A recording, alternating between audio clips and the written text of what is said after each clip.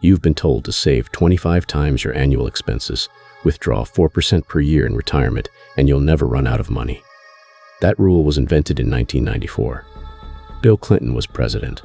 The internet wasn't a thing, and the guy who created it, William Bengen, has since updated his own number. So if you're building your entire retirement plan around the 4% rule, you're working off advice that's 3 decades out of date. Here's what retirees are actually using now.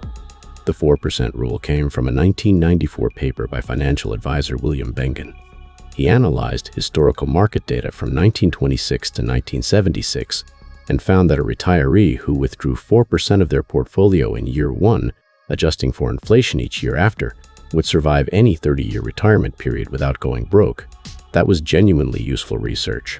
The problem is that it assumed a 30-year retirement, a specific 50-50 stock-bond split, and market conditions that no longer exist. 3 things have changed since 1994 that break the original math. First, people are living longer. A 65-year-old couple today has a 50% chance that one of them hits 90. That's a 25-year retirement minimum, not 30, but more often it's 35 or 40. Second, bond yields were much higher in the historical data Bengen used. In 1994, you could buy a 10-year treasury at 7%. The math looked very different. Third, sequence of returns risk is more severe when valuations are as high as they are now. Bengen himself updated his research in 2022. When he added small cap value stocks to the portfolio, he found the safe withdrawal rate jumped to 4.7%. Morningstar's 2023 retirement research landed at 3.8% as the safe rate for a 30-year retirement with a balanced portfolio. The Stanford Center on Longevity went lower, around 3.3%, when accounting for a 40-year retirement horizon. So the range now is roughly 3.3% to 4.7%, depending on your portfolio, your timeline, and your flexibility. Here's what the math actually means for your number. At 4%, you need 25 times your annual spending. At 3.5%, you need 28.6 times. At 3%, you need 33 times. If you spend $60,000 a year, that's the difference between a $1.5 million target and a $2 million target. That's a massive gap, potentially years of extra work. Which is why getting this number right actually matters. Most people just heard 4% somewhere and ran with it without ever questioning the source. Sequence of returns risk is the thing that kills retirement plans, and it's what the 4% rule was designed to protect against, but imperfectly. If you retire into a bear market and withdraw 4% while your portfolio is down 30%, you're selling at the worst possible time. That's called negative compounding, and it can permanently damage your portfolio.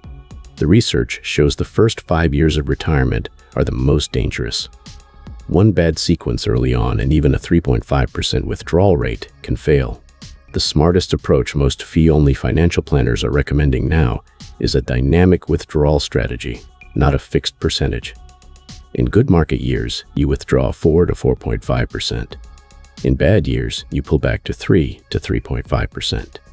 You build a cash buffer, typically 1 to 2 years of expenses, so you never have to sell equities in a downturn. This is sometimes called the Guardrails Method. It lets you spend more when times are good and protects the portfolio when they're not. Social Security changes the math significantly, and most people retire before fully optimizing it.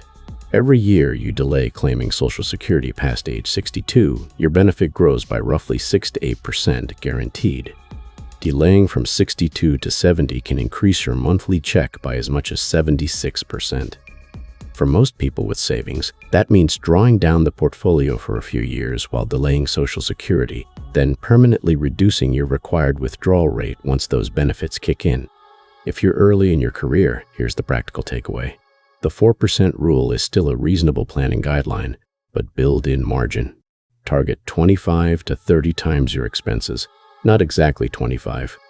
If you're within 10 years of retirement, you need a more precise plan, specifically accounting for your actual timeline, your Social Security claiming strategy, and whether you're willing to flex your spending. The 4% forever, no matter what approach, is how people run out of money at 84. The 4% rule isn't dead. It's just a starting point, not a destination. Your actual number depends on your age, your flexibility, your Social Security strategy, and how long you plan to live. If you want to understand the compounding math that makes retirement possible in the first place, our video on compound interest, specifically how starting 10 years late cost you $400,000, covers exactly why building your portfolio fast and early changes everything.